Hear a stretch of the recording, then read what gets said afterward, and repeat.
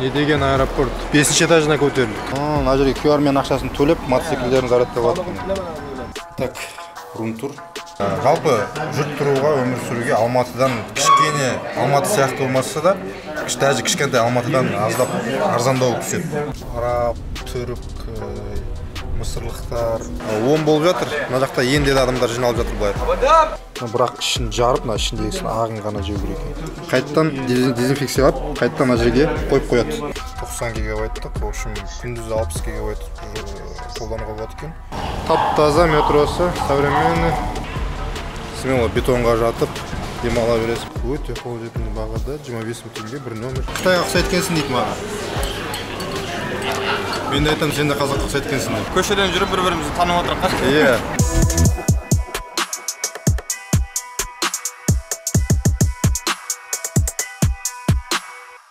Тамақ алып келіп жатыр, бәрін тамақ. Бәрін жеп үлгереміз бе? Осыны жеуге болады екен, пока живой.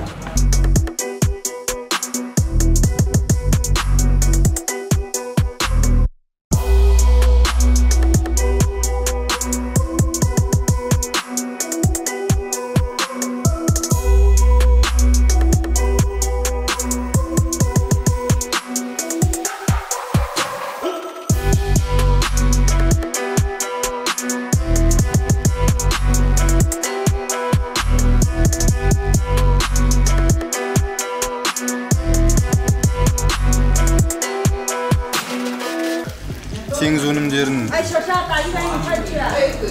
жеген сияқты ол түр танытты менде мен. Бірақ онша қатты жей алмадым. Бізде Ерзат мүлде ондай жемейді екен. Енді сол қонақтан шығып қайтты бір асханаға келіп дүнгендердің асханасына келіп тамақтанып отырмыз. Қарын айтпесе қатты қоймай қалды жаңа. Осы тағы бір айта кетейін деген жайт. Қасықтарда жалпы Қытайларда кішкене экологиялық дүниелерге, экологиялық табиғи заттарды қорғауға қаттырақ көбірек мән береді екен. Мысалы, кеше қонақ үйге барған кезде бізден сұрады. Жаңағыдай зубный паста, щетка жуынатын нәрселеріңізді алып келдіңіздер ма? Депші. Оны не үшін сұрады деп ойлайсыз? Бізді таң қалдық. Егер алып келген болсаңыздар, онда алмай қойыңыздар, бермейік сізге деп айтатын. Егер жоқ десеңіздер, яғни бер десеңіздер, берейік деп айтатын сөйтті. Яғни сондай нәрселерді барынша табиғатқа зиян тигізетін нәрселерден барынша аулақ болуға тырысады.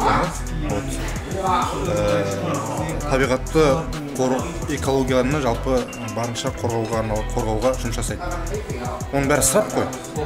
Мысалы, тағы да бір мысал айтайын, мындай одноразовый бізге тамақ ішетін нәрсе алып келді. Бірақ мына жақта тағы да не тұр? Тамақ ішетін тағы таяқшасы тұр. Мынау одноразовый емес. Оны көбірек қолдануға болады екен. Жуып шаяды екен да мекен? Жуып шаяды, пластик себебі. Қайттан дезинфекциялап, қайттан мына жерге қойып қояды. Мынаны қолданасы тастайсың. Табиғатқа зиян, былай айтқанда. Табиғатқа зиян. Мынаны қайта пайдалана беруге болады. Яғни адамның еркіне салған екен да, сен табиғат қорғайсың ба? Табиғат қорғасаң, онда болсаң көбірек пайдаланатын нәрсені пайдалан. Ал табиғатты қорғау қызық емес болатын болса, одноразовый палочканы пайдаланда лақтыра береді. Адамдарға сондай выбор береді, таңдау береді. И саналы түрде адам өзі барынша табиғатқа үлесін қосып жүруге тырысады екен. Сондай нәрсеге көбірек мән беретін байқаған нәрсе.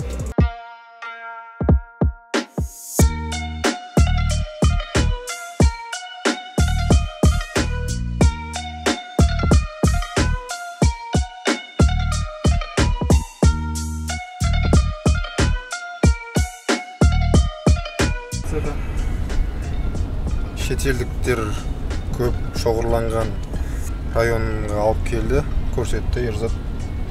Әртүрлі араб, түрік, мысырлықтар, ирандықтар болмаса, в общем, таяу шығыстағы халықтың барлығы, парсылықтар барлығы осы жерде шоғырланып жұмыс істейді екен. Түнімен жұмыс істейді екен, потому что олар өзінің елінде күндіз болса, бұл жақта түн деген сияқты.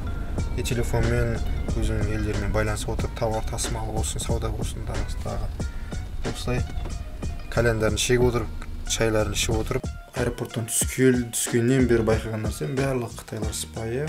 Ішкі Қытай, сыртқы Қытай деп бөлінеді екен негізі. Біз сол ішкі Қытай жағында жүр екенбіз. Сыртқы Қытай жағында өте кішкене ол жағынан проблемалар бар екен. Тексеріс жағынан басқа жақ. Біз қиналмай кірдік.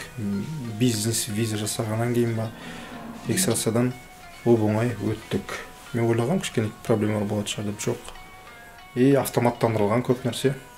Аэропорттар, билет алудың өзі автомат, басқа деген сияқты.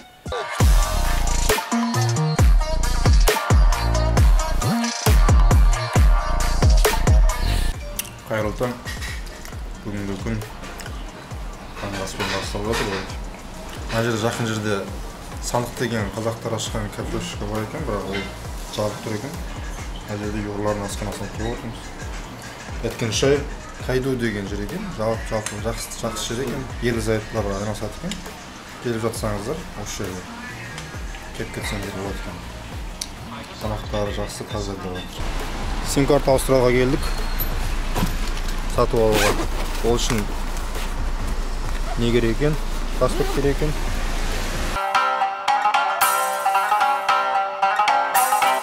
Сим-карта ауыстыратын, шетелдіктерге сим-карта ауыстыратын магазин екен. 10 000 теңгеде ауыстыруға болады екен сим-картаны. И 5G сразу қосылады, барлығы как положено жұмыс істеп жатыр. Вот телефон непонятка 5G қосылып тұр. 90 гигабайттық, в общем, күндіз 60 гигабайт қолдануға болады екен. Түнде 30 гигабайт қолдануға болады екен. 10 000 теңге. Вполне доступная, нормальная цена. Ең бастысы 5G. Бізде кей жерлерде ұстап жүр ғой, мына полный меки. Бәрі жерде 5G қосылып тұр.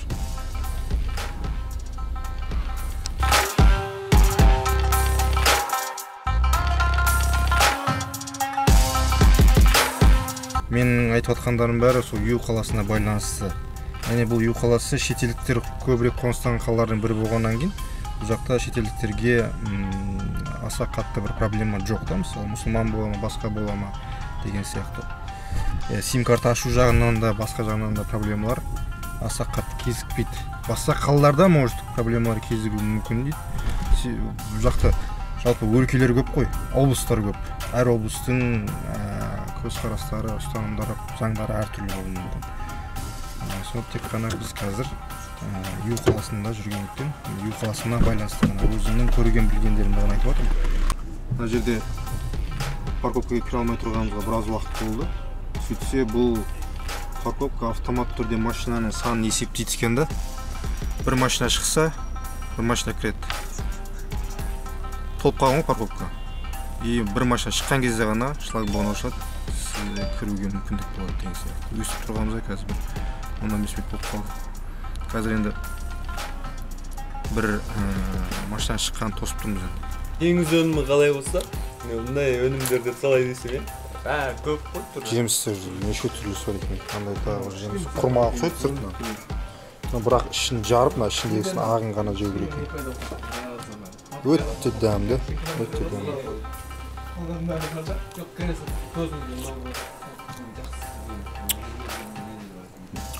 В общем, жемістердің дегустациясымен өтіп отыр ғой. Бәрі жем бар.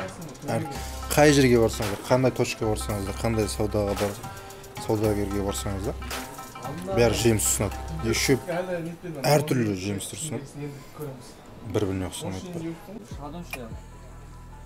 Өзіміздің шоколад конфеткаларымыз тұр екен. Еще түрлі жеміс-жидектер. Мынандай жеміс-жидек бар екен. Аттарын білмеймін, мен сұрап атқан жоқпын. Каждый магазинде әртүрлі жеміс-жидекпен, сумен, қонақ-қот, конфеткалармен базардың ішінде. И жеміс-жидектері әртүрлі. Прям жақсы екен. Қалды.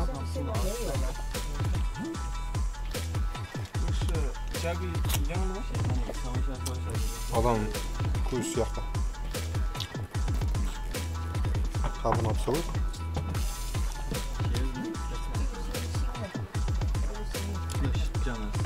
Вкус. Кішкене қауынға келеді. Қауынның дәміне ұқсайды.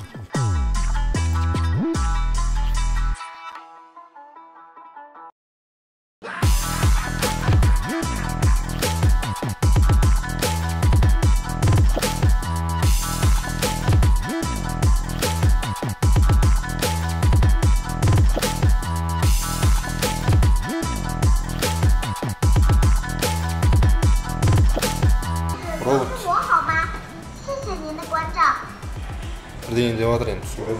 Тамақ тасиды или қонақ сопровождать етеді, сондай жұмыстар бар ғой.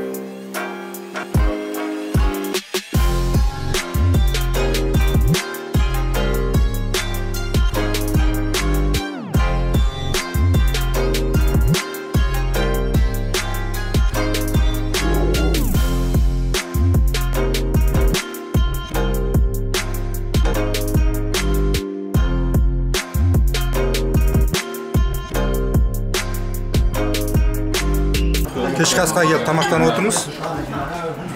4 адам болды. Дастархан молынан жайылды, мына жерде сорпа бар. Тағы бір тәлікке болған кетіп қалды. Тауыстатқан мысалы. Счет 292 юан шықты. Ол примерно теңгеме шаққан кезде 20 000 теңге жетер-жетпес. 4 адам үшін өте жақсы тиімді баға негізінде. Бұндай жақсы кафеде, асханада бұндай баға өте жақсы негізі. Алматыда 2 адамға шығатын бұндай счет негізінде. 4 адамға кемінде 30-35 000 теңге шығады 4 адамға. Еще шай тегін. И обслуживание 1% алмайды екен, 10% деген понятие жоқ бұл жақта. Осындай бір жақсы жақтары бар екен. Бұл Ю қаласындағы асхана болды. Жалпы түсінгенім Ю қаласы шетелдіктерге өмір сүргенге тұрғанға ыңғайлы қалалардың бірі екен. Мен оқығам. Тек қана гостиницалардың бағасы да қатты қымбат емес. Алматыдағыдан арзан болмаса қымбат емес. Тамақтар да арзан болмаса қымбат емес. Көлігі де, таксилер де. 1-2 километрге 8 юан алады екен бастап. Одан кейін километр сағын көбейген сайын теңге салса береді. Деген сияқты. Жалпы жүріп тұруға, өмір сүруге Алматыдан кішкене, Алматы сияқты болмаса да, даже кішкентай Алматыдан аздап арзандау түседі.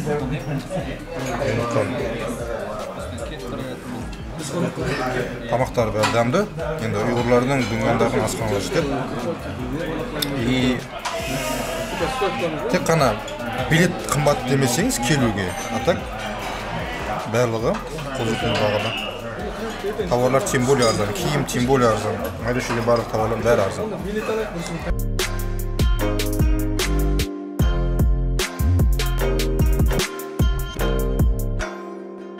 Бин Уан Лу деген район бар екен.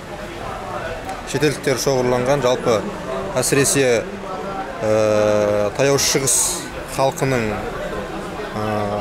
мұсылмандары осы жерде шоғырланған. Қазақтар да, түрік, араб деген сияқты. Осы жерде кешкісін келіп, негізгі жұмыстары осы жерде кешкісін басталады екен. Себебі олардың өздерінің елдерінде күндіз болып жатады, осы жақта түн ғой. Келіп шайларын ішіп, кафеде отырып, әңгімелесіп отырып жұмыс жасайды екен телефонмен. Яғни байырлық қызметі деген сияқты, саудасын жасап деген сияқты. 10 болып жатыр. Мына жақта енді адамдар жиналып жатыр былай. Келесі қонақ үйімізде осындай қызыл қап бар екен, қапшы. Ішінде өртке байланысты, төтенше жағдайға байланысты заттар бар екен. Мынау кәдімгі ауызға демалу жеңілдететін нәрсе ғой. Артан как болғанша если что терезеден секіріп атсаң деген сияқты әңгіме болып тұрады. Фонарик.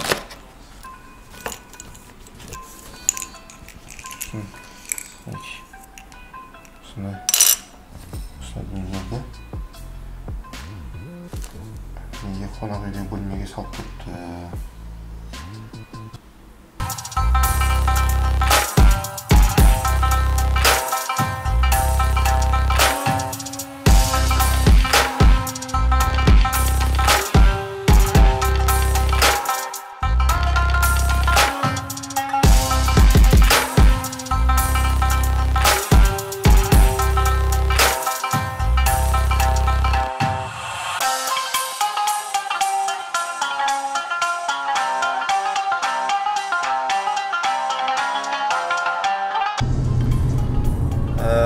Тағы бір біз ойлаймыз ғой енді Қазақстанда Қытайдың барлығы электрокарға көшіп кеткен, электрокөліктер мініп жүреді барлығы деген сияқты. Негізінде мен өзім Ю қаласында байқаған дүнием онша қатты көп емес.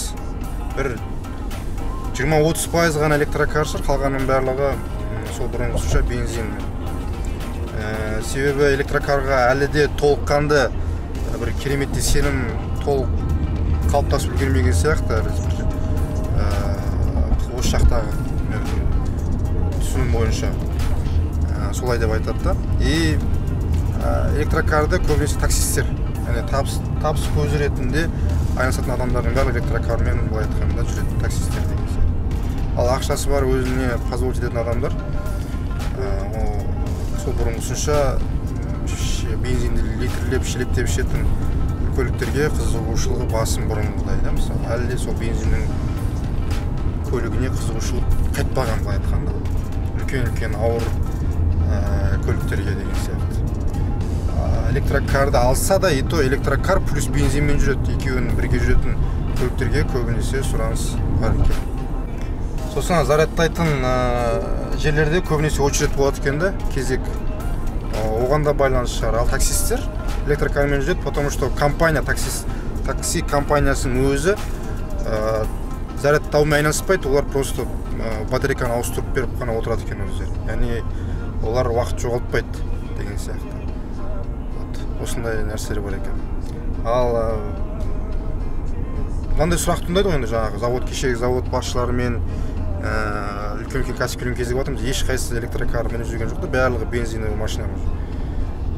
Сол зарядтағанға бір уақыттарын құртқысы келмей ма? Яғни уақыт қымбат болып тұр ғой, чем бензинге қарағанда.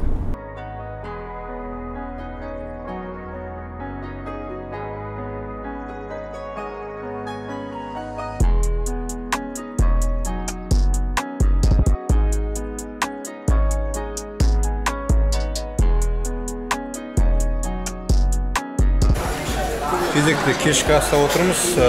Түріктердің ресторанындамыз. Жалпы түрік ағайындар біраз жерге жалпы өзінің ресторандарын салып тастаған. Ю қаласында да бір емес бірнеше брендтік өздерінің ресторандары бар. Бос Хаус дей ма?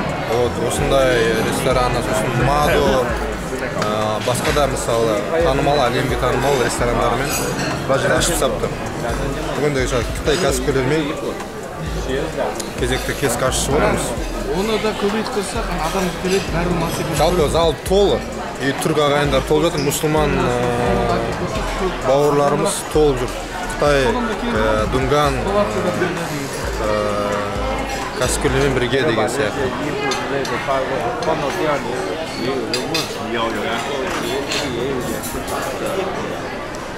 Парковканың төлеу бір әдісі. Машина қойғаннан кейін автомат түрден андай алып қойып қояды екен астына. Екі арып төлейсіз. Содан кейін барып сізді түсет, бостат, арғай жүресіз деген сияқты. Тоже бір ол да. Ну, бірақ затратыны сияқты. Қай ойлайсыз? Шығыны көп сияқты. Осындай метро билет алатын аппарат бар еді. Алдыңғы аэропортта, бізде отырған аэропорт, военный аэропорт саналады екен, ол жерде ешқандай видеоға түсіруге болмайды. Даже самолетке отырған кезде де терезелерін жауып қояды екен. Енді сол жаңа қалаға келгеннен кейін барып түсіріп жатырмын видеоға. Қазір енді метроға отырайын деп жатырмыз. Самолеттен, аэропорттан шыққан бойда, яғни сыртқа шықпай сразу метроға түсіп кетуге болады екен. Мінекей метроға келдік. Тап-таза метросы, современный. Жаңа сразу андай ограждение тұрады екен. Яғни ешкім былай-былай түсіп кетпеу үшін ограждение тұрады.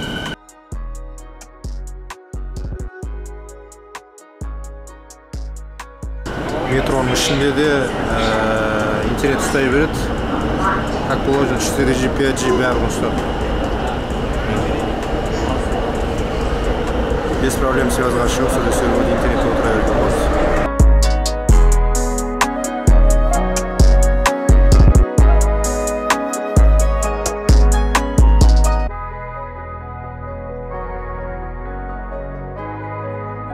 Метроның бағасы 4 юан екен.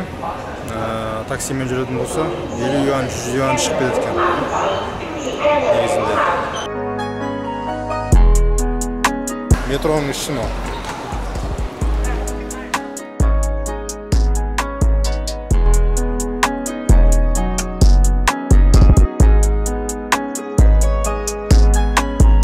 Метродан шығып, торговый центрға көтеріліп жатырмыз. Яғни торговый центрдің астына жалған кеткен ғой. Астына кіретін жасап қойған метродан.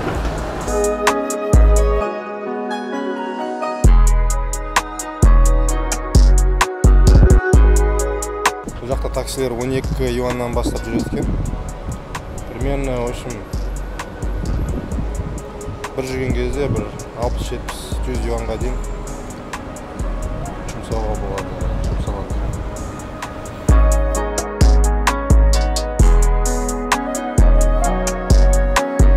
Бетонға смело жата бересің, себебі бетонда ешқандай суық емес бәрі. Біз бетонда суық қой, мысалы бір жерге отыратын бұл жақта.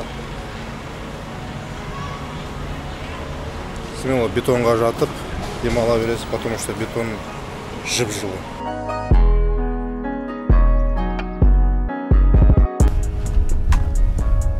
Бұл жерде түріктің рестораны, кафесі.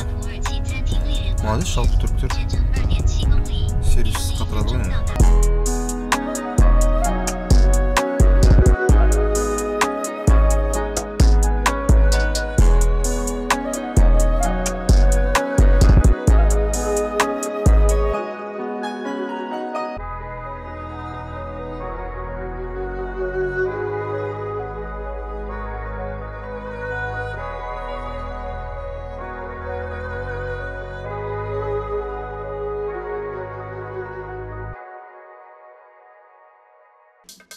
Анталия деген түріктің рестораны ма, кафесі ма білмеймін, барып көреміз. Ең қымбат осы екен сол тамақтың ішінде ше. Сол бір ненің өзі 1000 бір демеген болып. Сол тамаққа 4000 бір демеген кетті.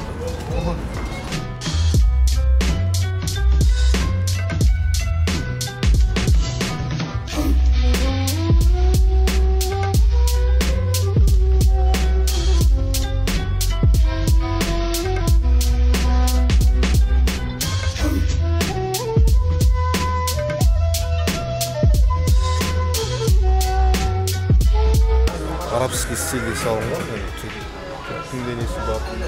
Меню барлығы арабша меню, түркше меню, итальянский меню да бар екен. Шетелдіктерге арнап жасалынған екен.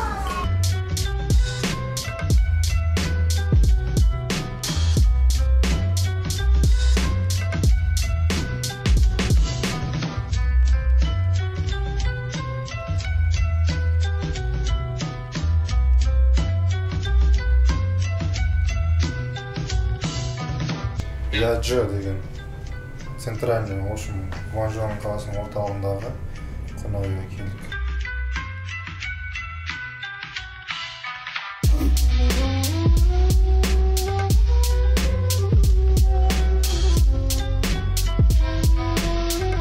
Короче, гостиницаға кіріп бара жатырмыз ғой. Қонақ үйге кіре берісте жаңағы өздерінің ресепшнда бір жігіт тұрды.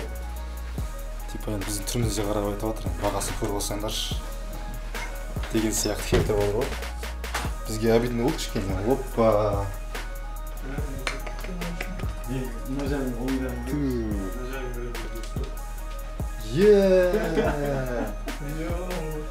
Так, рум-тур. Сейф бар екен. Мына жақта мынау пижама, наверное, и халат, аяқ киім, наверное. Сосын мындай обязательно барлық гостиницада мынау өрт қауіпсіздігіне байланысты керек жабдықтар. Маска, арқан бар ішінде. Неке. Санузел, кір жуатын, мынау майлығы, фен. Мына жақта обязательно шөгіш, тарақ, зубная паста, щетка, құлақ шыққыш. Мынау не екенін білмеймін, бір ине сияқты не екен. Заколка. Мынау душевой. Мынау төсек. Мынаның ішінде зарядчик бар екен. Айфонға, Type-C, Samsung арналған деген сияқты. Мына жақта кішігірім шайға кофейни, тефаль, су, шай, кофе деген сияқты заттар болып тұр ғой. Мынау шай. Мынау шай. Жалпы Гуанчжоу қаласы шайымен атақты қалалардың бірі екен. Мен естуімше. Мынау бүйтіп. Жаңа түнде кітап оқитын болсаңыз, енді мен рум-тур жасау бойынша мастер емеспін. Барынша көрсеттім енді.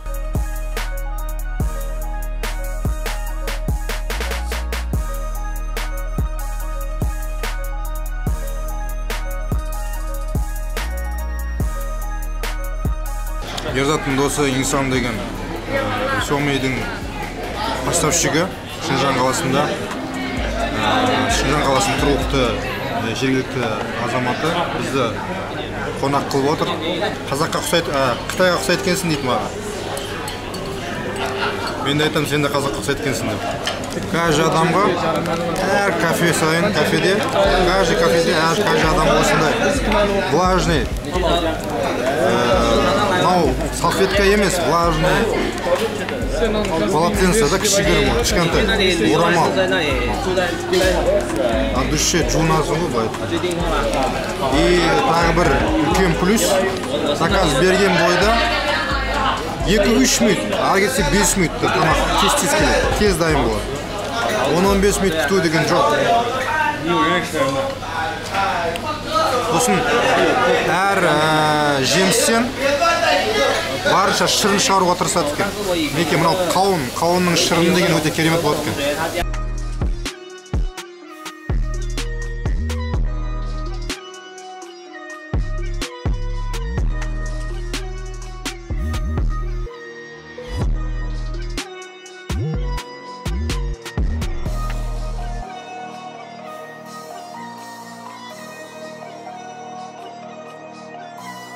Беш жұлдызды қонағы өте қолжетімді бағада 25 мың теңге бір номер, 2 адамдық. Қараңыздаршы, бассейні бар, басқасы бар. Интерьер бәрі әдемі, стилі.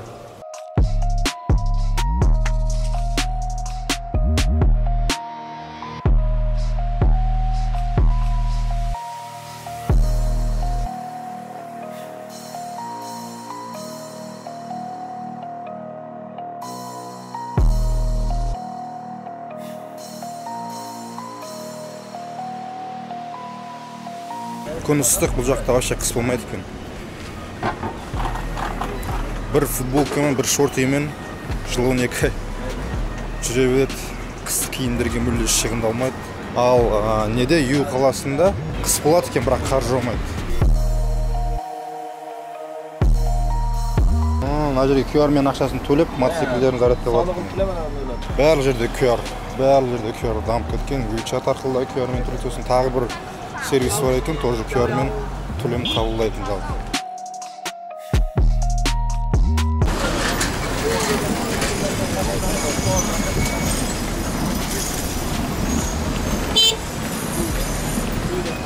мотолар мен мопедтер мен пешком жүргізушілер, яғни пешком жүрушілер араласып пешеходтар. Мопедтер опасно. Ешкім жан-жағын қарап жүрмесең, қақ қойып. Ютубта ма қай жерде? Ютубта. Көрейсіз. Иә, көшеде Шэньчжэн қаласының нағыз ортасында центрінде кетіп жатырып, қазақ бауырымыз кезіп қалдық, Нұрбол деген. Компьютер жабдықтары мен жалпы компьютер саласында, Иә, айналысады екен. Гуанчжоуға келген 3-4 күн болған екен, точно келгеніне. Иә, көрдім. Мына жазуынан Алибековке рахмет футболканы саған. Көшеден жүріп бір-бірімізді танып отырмыз. Иә. Футболкасынан көріп, бауырымызға амандасып, қал жағдай сұрасып жатырмыз, танысып жатырмыз, білісіп жатырмыз. Жақсы Нұрбол. Жақсы аға, көргеніме танысқан болғаныштығым. Жақсы аға. Жолдарыңыз болсын.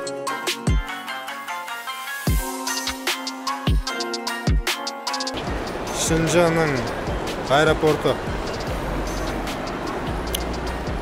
Не деген аэропорт? Біз 5-ші этажына көтерілдік. Аэропортта.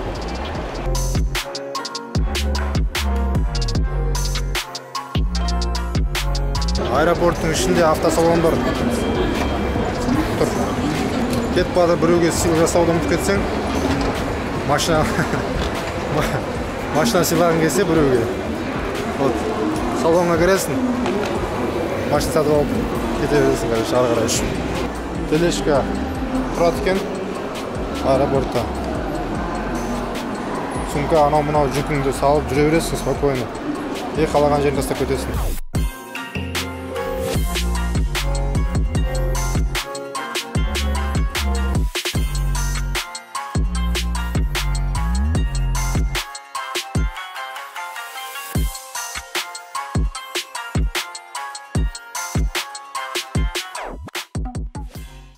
Жалпы мына төңірек базар төңірегі. 100 жыл бұрын жұмыс бастаған. Қиын болатын бірақ нәрсе ол тіл мәселесі.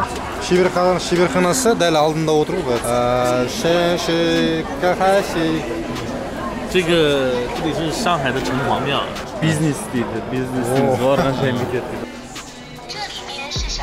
Тағамға очередь составить етіп тұрмын. Бүкіл әлемдік брендтер барлығы осы қалада табылады.